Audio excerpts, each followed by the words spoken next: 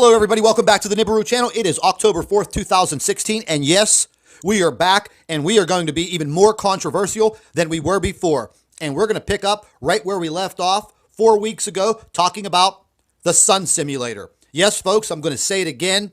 The sun in our sky is fake, and we are being deceived. The deception is real. And let's take a look at these photographs before we get into some hardcore evidence showing possibly some of the mechanics of this sun simulator. Now let's take a look at these photographs, because the lighting of the sun just doesn't even look right. It looks entirely too artificial. It looks too crisp, too clean, like it was manufactured. And those photographs are coming from the International Space Station. Beautiful photographs, if they were real. And now we know they're not. You can just tell by photographing the sun because it does not illuminate all the way around. It illuminates almost like that of a lighthouse. And that's what we're comparing it to. Now, we're going to stop for just one moment here and take a look at these photographs that a man sent us. And when I opened up this email, I fell on the floor. Just fell on the floor, had to pick myself back up because I was looking at, what is that shape? I mean, honestly, it looks like the star on the top of my Christmas tree. So, if the sun is a natural object, how can it have an artificial shape? Yeah, answer that question. Somebody please answer me that question. It is impossible for the sun to have that kind of shape if something was not in front of it, creating illumination onto this earth. Now let's get into the mechanics of this device that were captured on film. I want you to pay very close attention to the lenses that you are seeing on your screen. These were captured on an FAA weathercam, Alaska, USA. What do those look like, people? They look like man-made lenses. My hypothesis is as such. I believe there are 8 large lenses that rotate around in a circular pattern, and the thicknesses of these lenses are related to the energy of the sun as the earth rotates. Meaning, at 4 o'clock in the afternoon, the sun is not going to be as strong as it would be at 12 noon.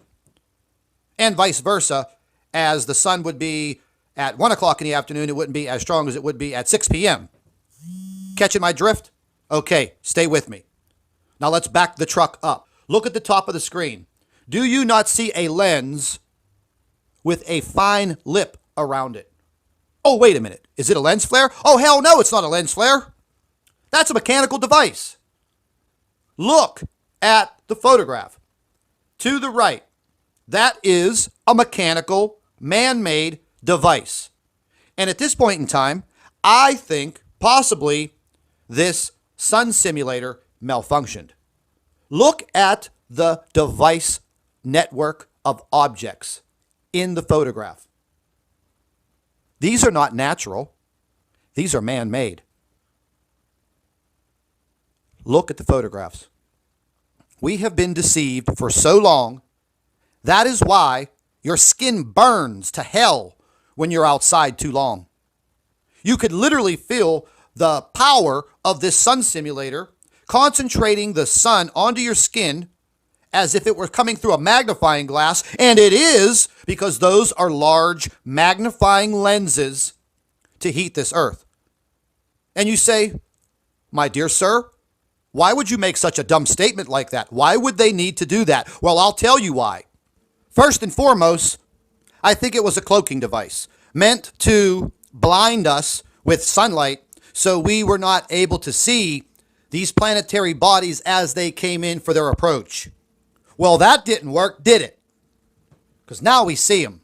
Now, secondly, the sun simulator, yes, it's meant to heat the earth. It's doing one hell of a job. It's baking the earth. Why? Well, The brown dwarf star is draining energy from the sun. We've discussed this before. It is causing the sun to go dim for 1 hour every day. This has been going on for over 190 days this year already. And the reason we are seeing these planets so illuminated is because the sun is baking those planets. Several of those planets are gas giants, and they will illuminate. And you can guarantee that brown dwarf star that's in the distance near the sun, yeah, you can guarantee it's not brown. It's probably lit up like the 4th of July. And we will be able to see it. We may be seeing it in some of our photographs now and possibly not even know it. So anywho, I think we should all be on the same page when it comes to this governmental sun simulator. That much is a fact. Anyways, I want to get down to some subscriber video. Check this out. Bring it back. Here's the sun going down. And look at that, fella. It's not the moon. Look what time it is. The moon doesn't set. Not like that. Not in that amount of time. One more time. Sun down. And bickety bam. Hi. Well, I don't know about you folks, but that planet took a dive. And the planets in the Nemesis solar system are on a very sharp, diagonal, elliptical, whatever you want to call it, orbit. Some of the photographs scrolling across your screen have been sent in by our faithful and loyal Nibiru watchers, and they're mind-blowing. You folks come up with the best. And I just want to say this. I do want to thank everyone for all of the heartfelt emails pertaining to our YouTube channel.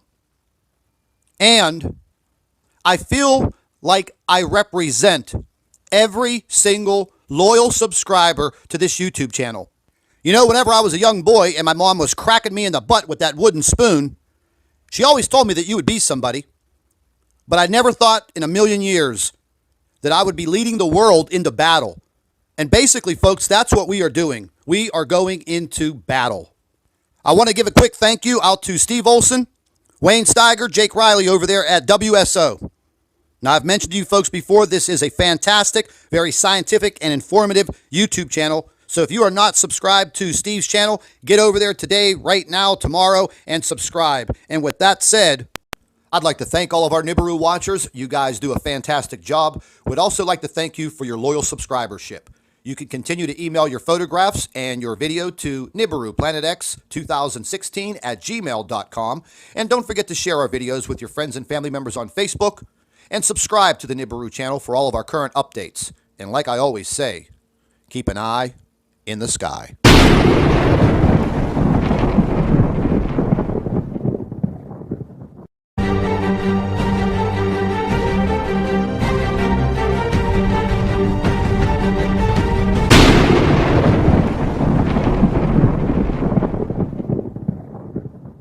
Hello, everybody. Welcome back to the Nibiru channel. It is October 4th, 2016. And yes, we are back, and we are going to be even more controversial than we were before. And we're going to pick up right where we left off 4 weeks ago, talking about the sun simulator. Yes, folks, I'm going to say it again.